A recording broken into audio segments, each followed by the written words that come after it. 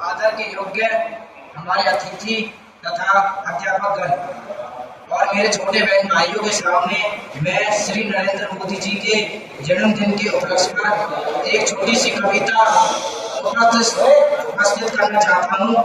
यदि कोई गलती हो जाए तो मुझे माफ करना। हाँ, भारत धीरे धीरे बदल रहा है। हाँ, भारत धीरे धीरे बदल रहा है। वर्षों में सदियों में जो नहीं हुआ अब होने जा रहा है। राम मंदिर, भूमि पूजन, 3 तलाक, धारा 370, ऐसे ही न जाने कितने ही ऐतिहासिक पृष्ठ रचे जा रहे हैं। एक कहावत बड़ी पुरानी है, जब सिंह दहाड़ता है जंगल में सारा वन सड़ा जाता है। भारत की गद्दी पर एक ऐसा ही सिंह विराजमान है जिनके लिए देश प्रेम से बढ़कर कुछ नहीं। आओ हम सब मिलकर कड़ी से कड़ी मिलाए मोदी जी के मार्गदर्शन में भारत को फिर से एक बार विश्व गुरु बनाए। जय हिंद, जय भारत। विनय कुमार की बहुत शानदार प्रस्तुति थी। अब मैं आमंत्रित करता हूँ कि श्री गोविंद कुमार जी आए और अपनी प्रस्तुति रखें।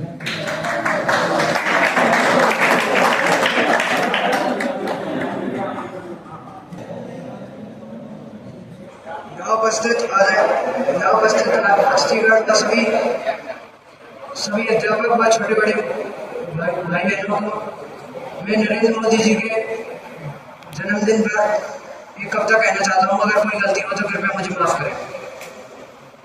यही समय है, सही समय है, भारत का अनमोल समय है। असंख्य भुजाओं की शक्ति है, हर तरफ देश की भक्ति है।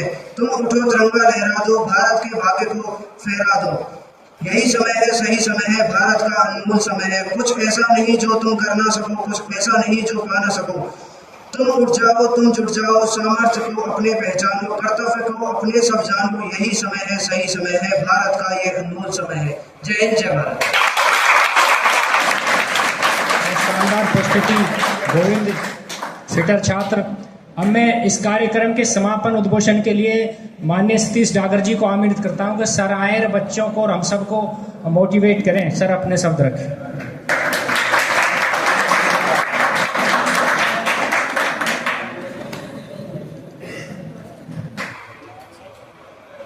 भारत माता की, भारत माता की।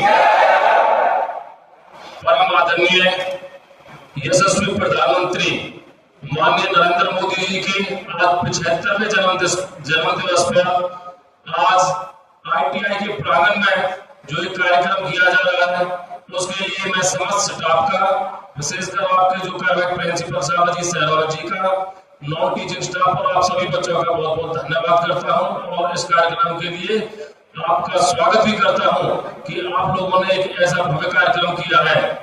क्योंकि आज सेवा पखवाड़े के तहत पूरे प्रदेश में और पूरे देश में कार्यक्रम चलाए जा रहे हैं, सभी विभागों के द्वारा चलाए जा रहे हैं। उसके लिए आप सभी बधाई के पात्र हैं।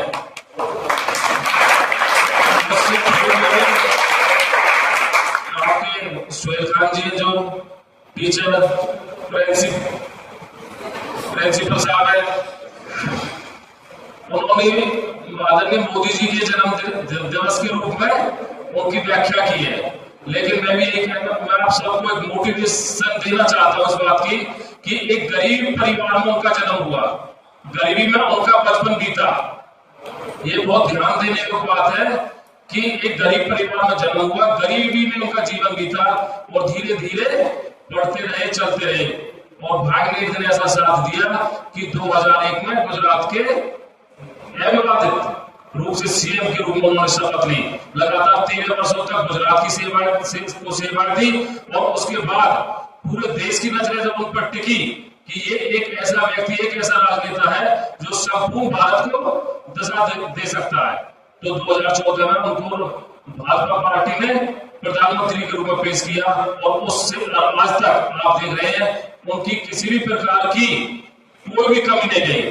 दिन प्रतिदिन उन्होंने तरक्की की और उनके साथ साथ देश ने तरक्की की है। उनके द्वारा चलाई गई योजनाओं के बारे में मैं विस्तार से बताना चाहता हूं, क्योंकि कुछ केंद्र सरकार की ऐसी योजना रही जो उससे पहले किसी भी सरकार ने नहीं चलाई। उसमें सर्वप्रथम आप देखेंगे कि एक स्वच्छता अभियान केंद्र सरकार के द्वारा एक ऐसा कार्यक्रम चलाया गया स्वच्छता के रूप में संपूर्ण देश को 2 अक्टूबर को महात्मा गांधी जी के जन्म दिवस के रूप में वो कार्यक्रम शुरू किया जाता है। और उसी के तहत इस महीने जो हमारा 17 सितंबर से और 2 अक्टूबर तक सेवा पखवाड़े के रूप में कार्यक्रम पूरे देश में चलाए जा रहे हैं। ये उसी का रूप है। स्वच्छता के लिए केंद्र सरकार की योजनाएं, जैसे घरों में पहले आप देखेंगे लैट्रिन बाथरूम नहीं होते थे गरीबों के लिए, सरकार ने एक ऐसी योजना दी, अनुदान दिए सरकार की तरफ से। हमारी माता बहनें जो ग्रामीण क्षेत्रों में रहती थी, बड़ी परेशानी होती थी और गंदगी कितनी होती थी, तो उन्होंने एक ऐसी चीजें देखी। नंबर 2, गरीबी देखा से ऊपर गरीब, आज हमारा देश कितना गरीब है, 80% लोग गरीब थे, उनकी तरफ ध्यान दिया और उन्हें ऐसी गारंटी दी खाद्य के रूप में कि हर गरीब व्यक्ति को बीपीएल कार्ड बने और उन्हें सरकार की तरफ से अनाज उपलब्ध कराया गया। 80 करोड़ परिवार भारत में ऐसे हैं जिनको केंद्र सरकार की स्कीम के तहत अनाज दिया जाता है। उसके बाद आप देखेंगे कि हर व्यक्ति का बैंक में खाता खुलवाया गया। हर व्यक्ति को बैंक में खाता खोलने के बाद वहां से सरकार से कुछ ऐसी योजना दी गई कि उनके खाते में पैसे आए। हरियाणा सरकार की जो सेवा है, हरियाणा सरकार ने ऐसी नीति बनाई है, अब भी वो 22 सितंबर को चालू होगी कि हर लक्ष्मी के रूप में 2100 रुपए, क्योंकि कुछ परिवारों में ऐसे उम्र के हिसाब से कहीं वृद्धा पेंशन है, कहीं विधवा पेंशन है, उनसे अलग ही कोई व्यक्ति है जो मातृशक्ति हमारे यहाँ बैठी हुई है, बेटियां बैठी हुई है, बहनें बैठी हुई है, कि उन्हें भी अब उसी श्रेणी में रखा गया है कि उन्हें भी सरकार की तरफ से अनुदान मिलते रहेंगे। राष्ट्रीय राजमार्ग की सुविधा है,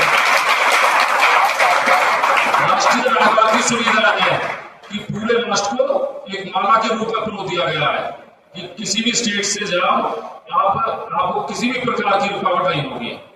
स्किल्ड इंडिया जो आप जैसे बच्चों को प्रभावित करता है, सबसे ज्यादा प्रेरणादायी आप लोगों के लिए स्किल्ड यूनिवर्सिटी सर्वप्रथम पूरे भारत की हरियाणा में बनी, आपके दुधौला में। स्किल्ड यूनिवर्सिटी आपकी ही आईटीआई का दूसरा रूप है, जिसके तहत ऐसे बच्चों की प्रतिभा को निखारा जाता है, केंद्र सरकार उसका खर्च उठाती है और उन्हें आगे की तरक्की के लिए भेजा जाता है। ऐसी कितनी योजना है। एक सैन्य शक्ति के रूप में भारत कितना बढ़कर आया है, ये सब मोदी जी की देन है कि आज भारत का कोई भी सैनिक, पहले क्या होता था, पहले भाई आतंकवादी आते थे, किसी में पत्थर मारे, किसी में गोली मारी, तो हमारे सैनिकों के हाथ बंधे हुए थे। और मोदी जी जब से आए हैं, पर जो हुआ था, बंबई में हुआ था, तो ये ऐसी प्रतिभा अब भारत को मिली है। ये हम सब का सौभाग्य है कि हम सब उसके टाइम में आज आपके बीच में है।